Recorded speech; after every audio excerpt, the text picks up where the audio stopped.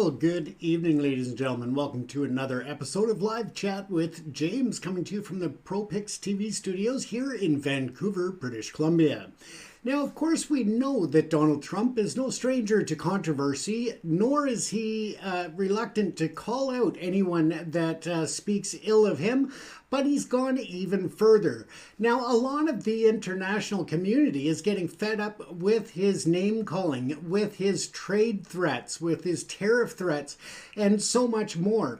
His disrespect for the leaders of the world outside of North America is growing stronger. Now, here within North America, of course, Canada is getting fed up with his threats of tariffs, but also beyond the tariffs, Canada is fed up with him calling our Prime Minister the Governor of Canada. And by continued threats of him wanting to annex Canada, is gaining a real popularity within Canada to boycott American products and American destinations when it comes to tourism. Now, if there's any doubt about how much impact that can hold, it is estimated in 2024 that over 10.4 million visits were made to the US by Canadians. Canada represents the largest tourism market to the United States of anywhere in the world.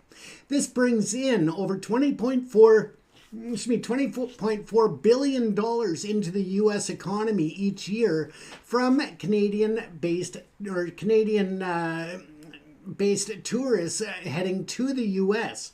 Now, at this time, a lot of Canadians are canceling their vacation plans to go south of the border. There are also a lot of what are referred to as snowbirds taking a stand against Trump's disrespect of Canada and its sovereignty. A lot of snowbirds are actually selling their properties in Florida, in Arizona, and other destinations where they typically spent the winter months in Canada going to these warmer destinations and climates. Now, there is one benefit to Canadians. A lot of those are actually looking to take that money and to invest in different destinations for the winter in Mexico and other countries with warmer climates and more welcoming climates during the cold Canadian winters. Now, if only 20% of Canadians decided not to go to the US, that would still reduce the tourism.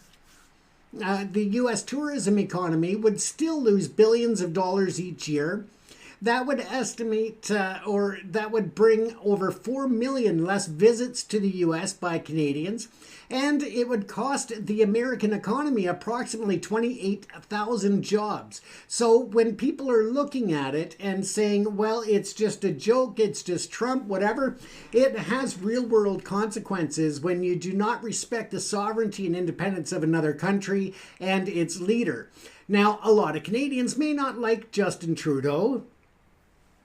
A lot of Canadians may not agree with his politics, but something that Canadians do agree on is that regardless as to who's in office in Ottawa, the rest of the world leaders should be showing them the respect that they deserve as someone, one of their peers.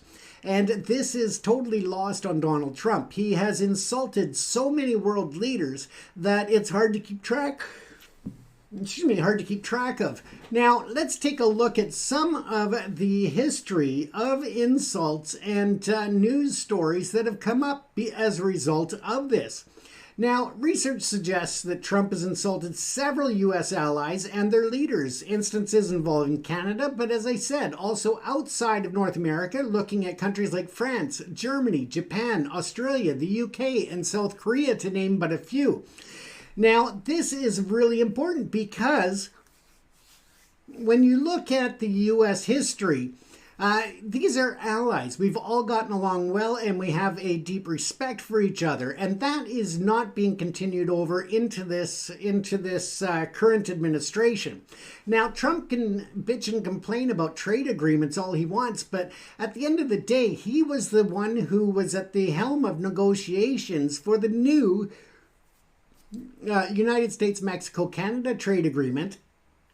and he was the one that signed it into policy. Now, he may be using his foolishness to try to bully Canada into even better terms for the U.S., but it's not going to happen this time. Canadians are getting fed up with his bullshit. And that is not just Canada speaking, that is the world. Canada has instead started looking to China to start exporting oil instead of sending it to the U.S. Canada has come together as a nation, buying Canadian-made or created products, and when they cannot find Canadian-made or Canadian-origin products, they are looking to make sure that it's not a U.S. product. So they'll buy products from other countries outside of the United States to make sure that they are not sending that money back to an economy of a country that keeps threatening to annex Canada, that's showing a complete disregard for our sovereignty and for our people. And that should be very much taken seriously. Excuse me, as I stated earlier, just a 20% reduction in Canadians going to the U.S. Is going to cost the U.S. economy billions of dollars a year. And that is not good for the U.S. economy, but it's also not good for Canada because we have had such a long, respectful, and really a great relationship with the U.S. And that's just not acceptable on any regard. So again, today in the United Nations, there was a vote to condemn the actions of Russia when it comes to Ukraine. When the United Nations came together with the leaders and voted to put this forward, they wanted to send a message that the war must end, but that Russia must be held accountable as well. Now, every country voted to support this, with the exception of the United States, Russia, North Korea, and Iran. So that shows you how distanced the U.S. has made themselves in terms of pulling away from all of these international organizations and to pull away from their allies. Now it is very clear that for the first time, the U.S. has not voted with their allies when it comes to something so critical to the world stability. And the future of the United States is included in that. Now, why Trump would side with Russia, Iran, and North Korea is beyond comprehension. It is a disgusting turn of events, and it also looks that Russia's promise from Putin to supply the U.S. with 100 million tons or whatever it was of aluminum is basically a bribe to Trump to try and bring him in on the Russia obligations, not obligations, but their intentions to continue the war or to get exactly what they want. Now, Donald Trump is working outside of the law in many instances, as is Elon Musk and others in the U.S. administration when it comes to national issues in the United States. But they're also meddling in international issues as well. Now, there is a lawsuit that has been launched by a social media company against a judge and an administration in Brazil. And this has to do with Brazil wanting the Bumble site, or Bumble, whatever it is, to remove certain accounts that were threatening, harassing, or otherwise detrimental to certain public officials within their country. That basically they wanted them to make sure that accounts that were threatening or harassing to public leaders were removed. Now, that happened, and now they are suing about that freedom of speech and that right of a country to say, no, you cannot have this type of garbage spewing on your social media platform if you're going to offer the platform in our country. That is their right. Now, as this happens, it turns out that Truth Social has now joined that lawsuit. And it just so happens that a big supporter of Donald Trump and friend of Donald Trump is being targeted by the same judge in Brazil. Now, this has been an ongoing investigation into the actions of a certain individual, which we won't name here, but he is being indicted by the Brazilian legal system, by their judiciary. It is an indictment that came down, and all of a sudden, once they targeted this individual for actual crimes, Donald Trump jumps in with Truth Social on this lawsuit to try and pressure the Brazilian government and the legal system to drop the charges against his friend. Now, this is very clear extortion, coercion, whatever you want to call it. It is an illegal move by Trump and Truth Social to try and influence a foreign government and their legal system. And it's going to have more implications on trust and respect of the U.S. Democracy and the United States as a country. Unfortunately, it is also driving opinion and attitudes towards Americans as a whole. And that is not really fair, because there are so many Americans that are speaking out against Donald Trump and don't agree with what he is doing on the domestic stage or on the international stage. And unfortunately, it is going to have severe consequences for an entire nation. As I said, Canadians are looking to make a statement with their dollars, and so are other nations. And that is going to come true whether there are tariffs or not. People are getting fed up with being threatened. And, you look at Denmark and Greenland, they don't want to continue hearing about Trump threatening through military action or otherwise to take over Greenland. You look at the Panama Canal. Panama doesn't want to be constantly threatened that the U.S. will take back the Panama Canal through military or other force.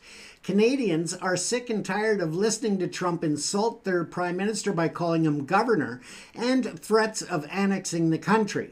So let's take a look at some of Donald Trump's history when it comes to insulting foreign leaders and other nations. And it goes on. As I said, there's history involving Canada, France, Germany, Japan, the UK, South Korea, among others, Denmark, Greenland, and so forth.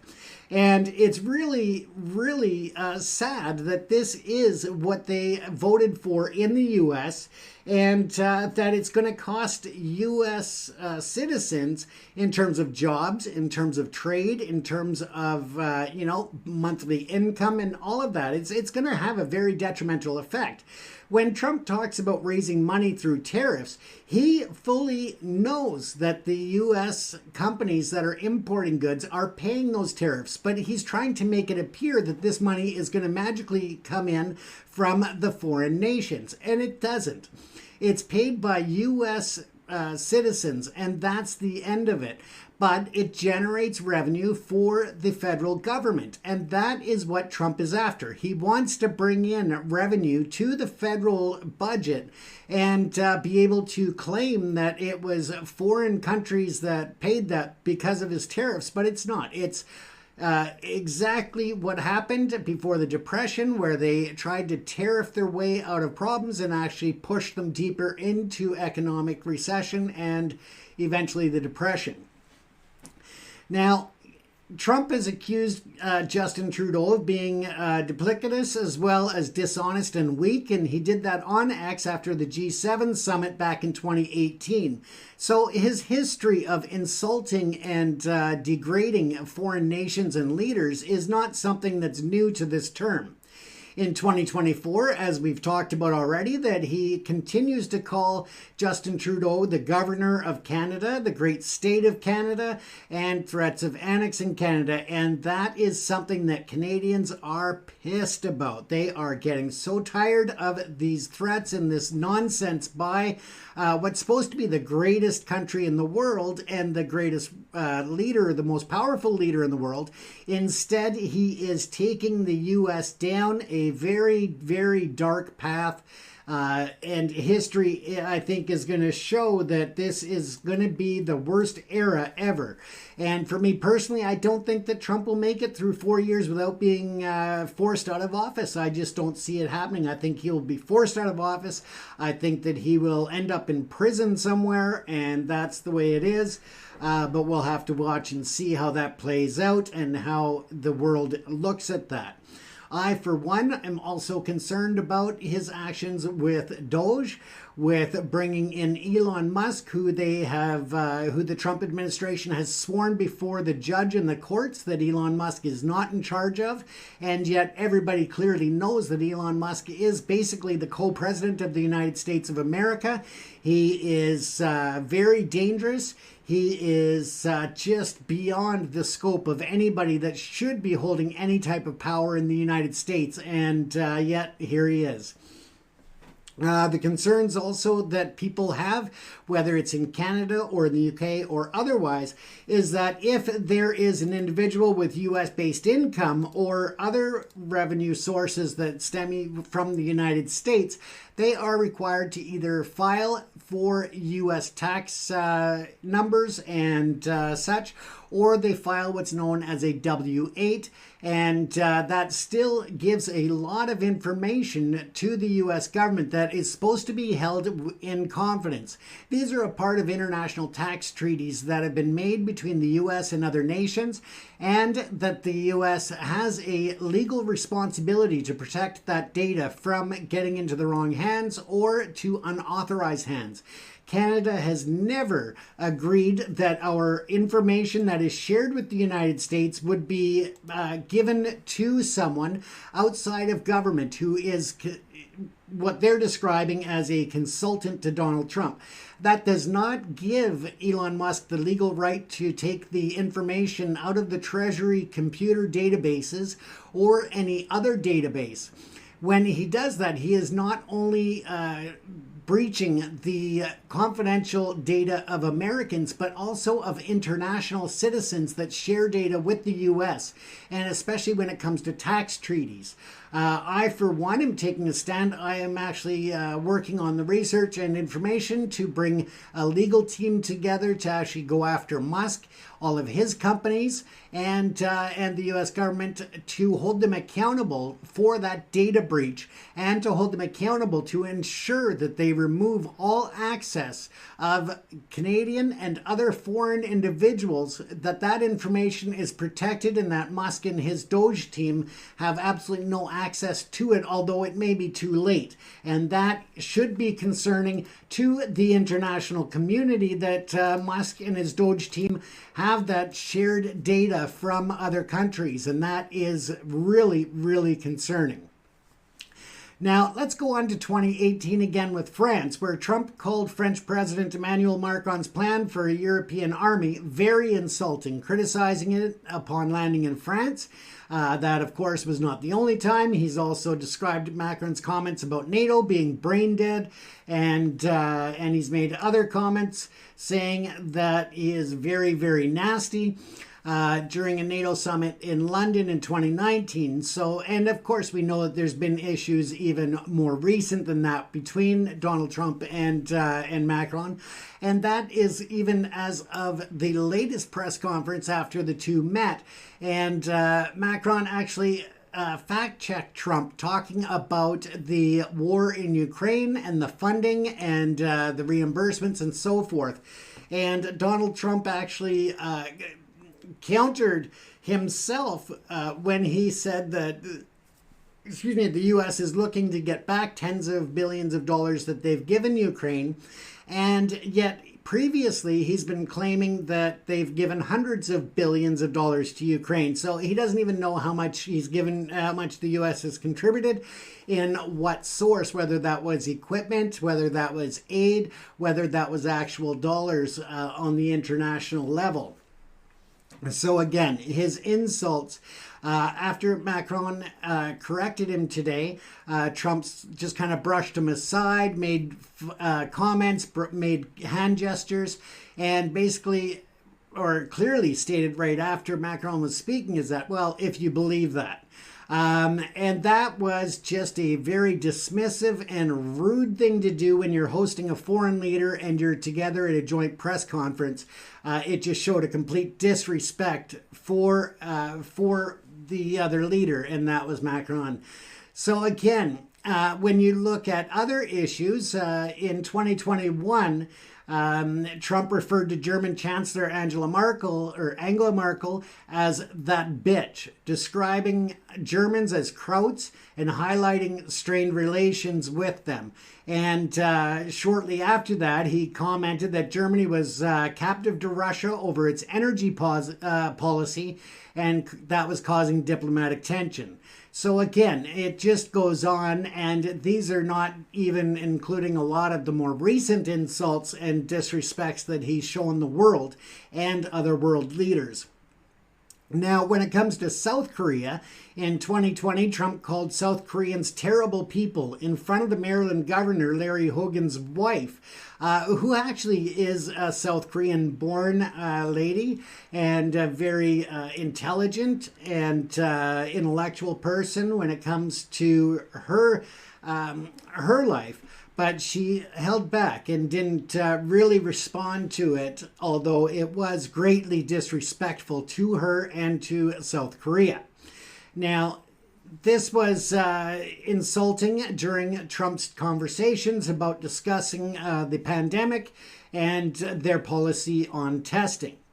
Now, in 2017, when it comes to Australia, during a phone call, Trump told Australian Prime Minister Mr. Turnbull that the call was the most unpleasant call all day, comparing it unfavorably with his call to President Vladimir Putin, which was seen as dismissive. And we know that he has done this with other individuals, other world leaders who have gotten off the phone saying it was the most disgusting or most degrading phone calls that they've experienced. And that is, again, Donald Trump's attitude towards everybody, that he feels he can insult and berate people, world leaders around the table at the UN or elsewhere.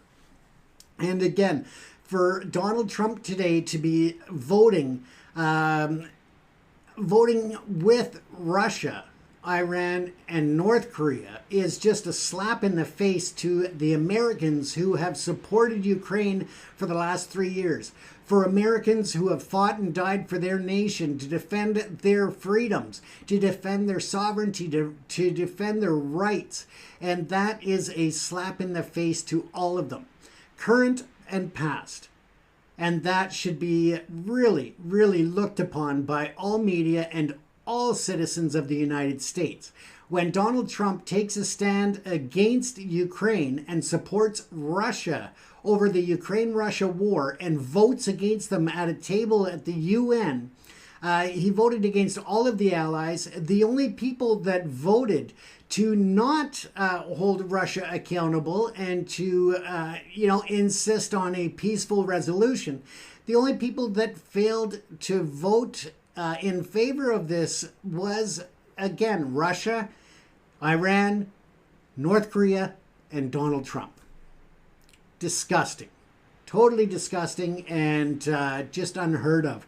It has been, almost since the formation of the UN that the U.S. has not supported their allies, that has not sided with the allies. Instead, he is backing Putin and Russia all the way. And that should be concerning to every American and every citizen around the world. When it is clear now that Donald Trump is in the pocket of Vladimir Putin, the world peace is at risk. And if you think that Putin is going to honor any type of peace with Ukraine, I think you're sadly mistaken. Right now, Putin is pulling the strings at the White House. Between Putin and Musk, I don't think that Trump has much of a voice in anything. He is just spewing garbage. And the other concern is that if he is proven to be mentally unstable and not in control of his faculties, what does that say about the agreements that he may be making with foreign nations, including Russia? This is a very big concern. And then when you look in 2019, Trump called the British Prime Minister Theresa May foolish and described her handling of Brexit as a disaster, escalating tension after leaked diplomatic cables. And this, again, is not, not for the U.S. president to be calling out these people publicly in such a disrespectful manner. They can call out world leaders at times, but again, when it is called for, when it is legitimate, and when it is, not going to cause such a major ramification when it comes to the world's respect of the U.S., and especially not in such an undiplomatic fashion. Now, we know that, again, in 2024, again, Trump continues to disrespect Canada, to threaten annexation, to threaten to squash Canada economically, and it's just not working out because Canada is looking for trade partners around the world. As I said earlier at the height of the show, or at the start of the show, that Canada is now looking to trade with China when it comes to oil. And once those deals are made, they're not coming back to the U.S. and saying, oh, well, we'll shut the tap off to China now, we'll cancel that trade agreement. No, this is going to be a permanent, or at least foreseeable future. It's going to continue, and that takes the oil out of the U.S. market. And that is something that's going to have detrimental effects. As I said, a 20% decrease in Canadians going to the U.S. each year could remove billions of dollars and over 28,000 jobs in the U.S. So again, it's having a very detrimental impact on the U.S. economy and on our friends, the everyday Americans, the working Americans. We love our American neighbors, we love our American family and friends, and we are, standing by you to the certain point that we can. But at the same time, as your administration tries to pressure us into giving in, we can't do that. We are a sovereign nation, and we will protect our sovereignty at every and all costs and every corner. As I said, it's just a history of Donald Trump to try to bully his way through things. And at this point, his tactics are really, really going against what needs to be done to build the U.S. back up and to make it a great nation that it definitely is not right now. You can look at different headlines around the world over the last, 10 years even. With ABC News headlines saying Donald Trump's recent comments on U.S. allies and rivals. They compiled a list. Trump insults Canadian Prime Minister Trudeau as governor. We've discussed that already. Donald Trump insults France's president minutes after touching down. And the list goes on and on. The other day, Donald Trump arrived in Poland. He was supposed to have a meeting with the president of Poland for about an hour. He showed up hours late to this meeting and then stayed for a total of 11 minutes. Just the most disrespectful way to treat another foreign leader. And again, just showing that he has absolutely no respect for foreign relations as they have been traditionally. That is where we're at in this world right now, and it is not pretty. It is a very ugly state of events. And again, we can look even further that with the United States vote against the UN's resolution to condemn Putin's invasion of Ukraine, again, the only countries that voted against this resolution condemning Russia was the U.S., North Korea, Iran, and Russia itself. Now, what do you think of that? I mean, put it up in the comments section and let me know what you think of the current administration in the U.S. Let me know where you're from. Are you making changes to your everyday purchasing if you're in Canada or, in Mexico or other countries? Are you looking to buy products based on the fact that they are not made in America? Are you looking to change your vacation destinations because you do not want to go to the U.S. in the current geopolitical climate? Share with us your thoughts and your opinions. It's always great to have feedback and to have you as a part of the program. So again, make sure that you share your ideas, your comments, and by all means, your story suggestions. At this time, we are going to wrap up this episode of Live Chat with James, coming to you from the ProPix TV studios in Vancouver, British Columbia. Once again, put your comments, your story ideas, and so forth down in the comments below, and we can look at those. We can look at those in the future on tomorrow's episode, or in future episodes. We can bring your topic suggestions to life on the program. Once again, you are watching Live Chat with James. This is the ProPix TV studios in Vancouver, British Columbia. Wishing you all a great day. Stay safe, and we'll see you at approximately midnight tomorrow night Pacific Standard Time. If you want to join again live, by all means join us on TikTok and be a part of the live show. Join the conversation through the comments, and we'll see you then. Stay safe, everyone. Thanks for tuning in.